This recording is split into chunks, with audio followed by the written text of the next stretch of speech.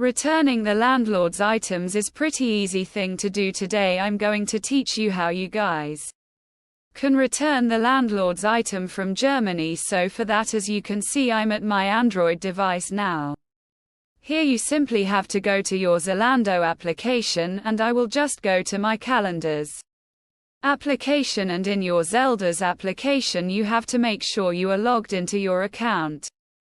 After logging into your account, you simply have to tap on your profile. After tapping on your profile, you have to tap on returns, and after tapping your returns, you have to not tap on this option, which will return an item. After that, you will be able to see your items or your orders that you have placed before. You have to now select those products that you want to return, and then you have to tap on create return, and that's how you will be able to return your item in the land of application.